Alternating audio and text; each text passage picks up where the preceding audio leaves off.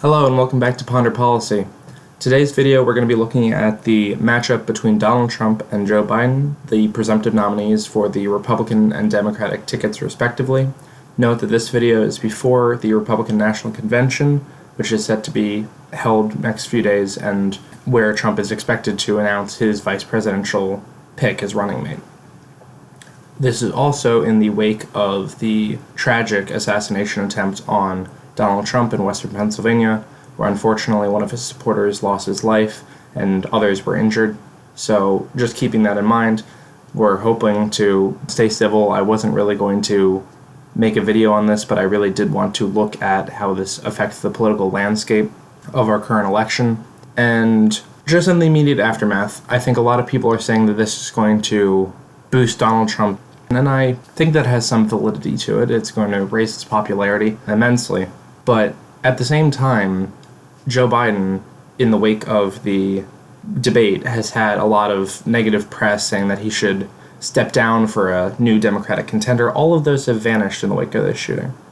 And part of that is that in times of crisis or tragedy, when things are uncertain, especially in the wake of this shooting, people tend to find support for their commander-in-chief, the one actually making the decisions and hoping to calm fears.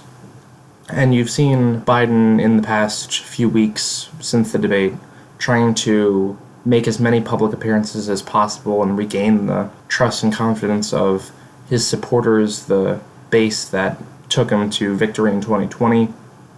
But at the same time, I think this also definitely energizes Donald Trump's base. That being said, I think Trump's base, you're going to see states that have a large Republican base get redder, but also you see states with maybe suburban populations that were unsure as to Biden's leadership, that weren't necessarily trending red because of anything Trump did, but because of what Biden wasn't. And those might gain some popularity in the coming months. Those voters, those states might actually see voters, reaffirm Biden, vote for him again. Biden, enjoys that. This is also before Trump's vice president pick. I think that has some impact, if minimal. But let's just look at the safe, likely, lean and tilt states for both candidates. Starting with the safe states, California is always going to be on there. Hawaii might be over 15 points. People are thinking it might get closer. That's entirely possible. Illinois, I don't really see dropping. I think you're still going to get Democratic turnout there. It's still going to be a safe state. Over to Vermont, Maine's 1st Congressional District. There's already talk about Maine's 1st Congressional District getting to likely margins just because of low Democratic turnout, but I think after this, that's a place where you're going to see higher Democratic turnout in the wake of events like this. Massachusetts, I think Rhode Island is going to join that pack. Down to Maryland, despite the more competitive Senate race there, and the District of Columbia. All to be expected. Donald Trump going to be big turnout for his base all across the West, Midwest. I think you're going to have places like Texas, Iowa, Ohio, Florida go higher in margins, but not necessarily make it to 15 points. But you might see a huge turnout among these states. South Carolina and Alaska, I'm also going to add to that list. Going into likely states, these are states that are going to go to one candidate or the other by 5 to 15 points, so not really in play, but certainly going to be more competitive than usual. Joe Biden is going to have the Pacific Northwest, probably going to be under 15 points, but still out of reach for the Trump campaign. The state of Colorado, to be expected. The state has become much more Democrat recently. Going over to New York, even though there's stirrings that swing districts are polling really terribly for Democrats, I think the state as a whole is still going to be blue by over 5 points. If Lee Zeldin in the governor's race didn't even come within 5 points, I don't expect Trump to outperform Zeldin within the state, although it's still possible. So states like New Jersey, even though there's a more competitive Senate contest, there's good polling numbers for Trump within the state, it's still probably going to be a likely Democratic state by probably single digits, despite making ground within the state, along with Delaware and Connecticut, which I think are going to be over 10 points for Biden. And going into the Trump column, You're going to see Iowa and Ohio probably by over 9 points, 10 points. These states voted for Trump by 8, 9 points in the previous two elections. With a higher turnout, those are probably going to be double-digit margins in an election scenario like this. You're going to see red states get redder. Same with Texas. I think that's going to get well up over 7 points. Florida as well. Though these two states might still stay below double-digit margins, they're going to be getting close. Going to North Carolina, this is a state that the Biden campaign has said has been in play, but hasn't really reflected that in polling. I think this is going to be, of the quote-unquote swing states, the least competitive, and might go to Trump by over 5 points, especially with higher Republican turnout, and that's to be expected. Maine's 2nd district as well. I don't think that this is going to get up over 15 points, but it might still be double digits. You're going to have energized Republicans to get to the polls, and Democrats, mixed results, because they're both rallying behind their leader in a time of uncertainty, a time of crisis, but at the same time, still questions over Biden's health, mental fitness to lead. Georgia, in this scenario, we're going to get extreme Republican base turnout. Georgia could get over 5 points. For likely states, we'll leave it there. For Biden, we'll go into the lean states. These are states that are 1 to 5 points for a candidate, which means that they're in play in this election, although one candidate is favored over the other. New Mexico, I'm going to start there. I don't think that Republicans can overcome the Democratic suburbs that are still growing in New Mexico. The state demographically is somewhat similar to Arizona. And while Republicans have made up huge ground in Hispanic American communities, New Mexico is still going to be a hard state for Republicans to flip in this election cycle. So I think it still stays with Biden, probably by over 4 percentage points. Virginia, I still think, is favored for Biden. I think he's going to win by much smaller margins than he did in 2020, where he won by over 10 percentage points.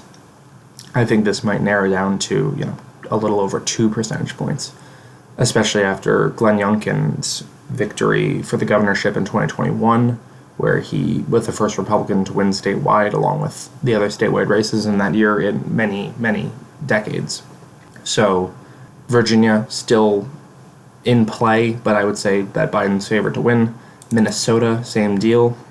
I think you're going to see voters that were Democratic leaning but on the fence.